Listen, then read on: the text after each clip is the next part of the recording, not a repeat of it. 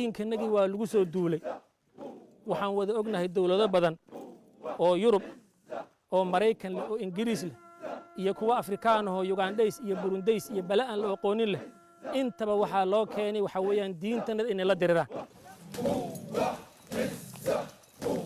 A graduation ceremony for around 200 Al-Shabaab fighters, the latest recruits for the militants that rule over a third of Somalia.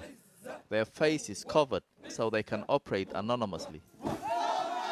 They are fighting to overthrow the internationally recognized government of Somalia. dimuqraadiyaduna waa diin gaalo weeyaan maadaama ay diin gaalo tahay waxaa nagu waajib ah inaan awoodeen dhan isu geyno inaan ka hor tagno diidno. Allahu Akbar! Allahu Akbar! These soldiers will be sent on missions to carry out attacks against the Somali government as well as African Union troops stationed here and in neighboring countries. They have undergone several months of intense training to become battle ready. They might not want to reveal their identities, but they do want to show their force. Uniforms, guns, vehicles, all spoils of war, stolen from their enemies, and of course, the essential mark for sweet tea. Notoriously suspicious, they rarely give access to outsiders. I'm the first journalist allowed to film them in years. cid kasta oo dimuqraadiyad wadatana waxaan Ilaahay subxaanahu wa ta'aala maanta u markhaati gashanaynaa inaan dhuunta ku dhufanayno. Standing in front of them is Mahat Karate, his nickname, a nod to his extensive martial arts training. He was once a Somali government intelligence officer who is now one of Al-Shabaab's most senior leaders. dad badan baa la dilaa oo Al-Shabaab disha sidee baad u justify gareyn kartaan dadka Soomaalida ah ee muslimka ah dilkooda idinkoo u dagaalamaya saad sheegaysa islaamnimo inagu cadow baan ishaynaa cidda cadow baan ishaynaa waa isdilaynaa mar haddaan isdilayno kolba aaladda la isku dilahay ayaa waxa ka dhalanaya in cid loogu talagalay ciidan loogu talagalin shabaab waxa ay ku midaysan yihiin oo go'aan u ah in cid kasta oo shareecadu ay dhigooda ka xarimtay inuu xaraam ka yahay gaal iyo mid ku yahay arrinka ma u diyaar garownay. Al-Shabaab was formed in 2002 and came to prominence in 2006 when Ethiopia invaded Somalia. A few years later, they pledged allegiance to Al-Qaeda. The militants have carried out wave after wave of attacks over the years, targeting the African Union forces who are here to protect the Somali state. But civilians are often the victims. This explosion in 2017 killed over 500 people in Mogadishu. The US and Europe have spent billions of dollars to try to defeat them. President Biden recently announced that US soldiers would once again be stationed here. Western nations regard Al-Shabaab as a terrorist organization that's causing havoc and instability in the East Africa region. That's why they have been targeting their leaders with drone strikes, funding the African Union mission, and supporting the Somali government. But after 16 years of fighting to eliminate the militants, Al-Shabaab still remains strong. I have come to the group's heartland to find out why. This is the de facto capital of Al-Shabaab, the city of Jilib in southern Somalia. I'm being given a tour by the governor and one of the group's most senior leaders, Sheikh Mohammed Abu Abdullah. He takes me to a checkpoint where all vehicles coming into the region are searched.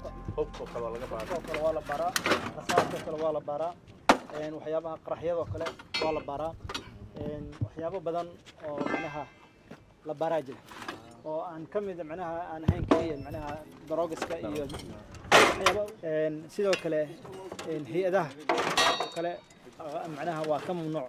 Each vehicle has to pay between $200 and $1,500 to pass through, depending on the size and the goods they are carrying. They collect millions of dollars of taxes a month to fund their military campaign and their efforts to build a state. There is also some more unusual contraband. Plastic bags are banned in Al-Shabaab territory.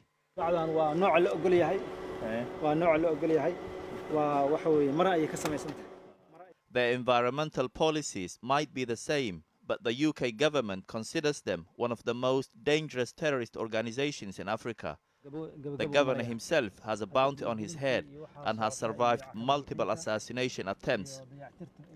As he shows me around, he argues the perception of Alshabaab is not accurate. He takes me to the main hospital where they have invested $2 million to build new departments.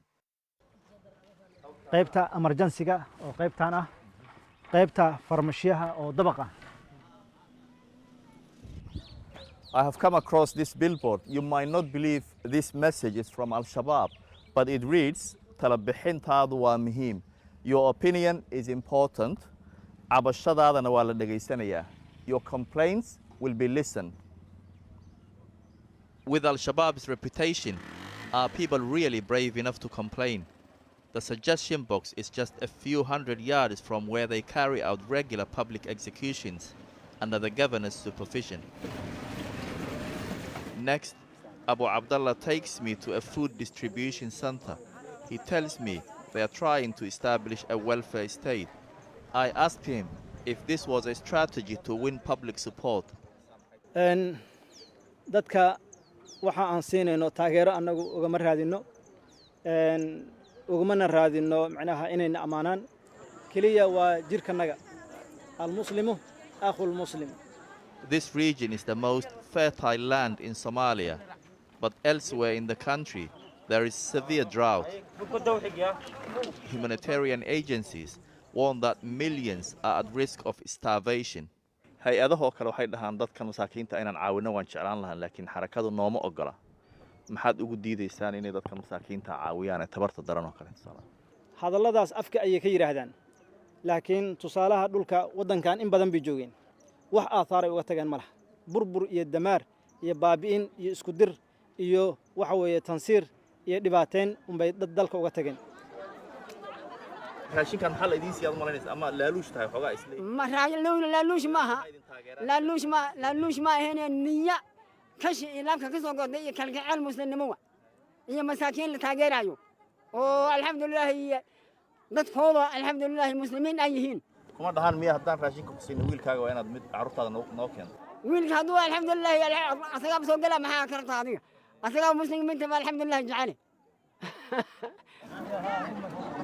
It's hard to know whether people are only supporting the group in exchange for food. I wanted to find out what residents in Jilib who aren't reliant on handouts think. So I head into town on my own that evening. I stop at Abdurrahman's barber shop. He's originally from Hargeisa in northern Somalia, but moved here 6 years ago. muqdisho aan joogo ay toos ugu soo dhacday inaan halkan imaado ka dhex shaqeysto walaad markaan arkay kala dambeynta iyo amniga iyo wanaaga markaan arkay oo dadku wada siman yihiin oo ku xadgudbaysa aan jirin oo cid dhacaysa jirin oo cid tuugaanu jirin kadib waxaan ku wareegay. But there's another reason too. In Al-Shabaab areas, drugs are strictly forbidden. Abdurrahman was once an addict, but the restrictions have helped him kick his habit. There is little crime here in Jilib due to a heavy Al-Shabaab security presence and brutal punishments. Thieves have their hands and feet cut off. But they are not just here to prevent crime. Their role is also to implement strict Islamic rules. dumarkana iyo ragga ay isdhex fadhiisaneen sidaan iskaga baana waxa fiican dumarka inay gees u fadhiistaan raggana inay gees u fadhiistaan oo isgaareen hadday isla fadhiistaan hoos iska galaan maxaa dhici markaa waa munkar weyn markaas waxa ilaahay dambi laga galo. In the past, people who were caught would be punished, but they are now taking a softer approach as part of their strategy to win public support.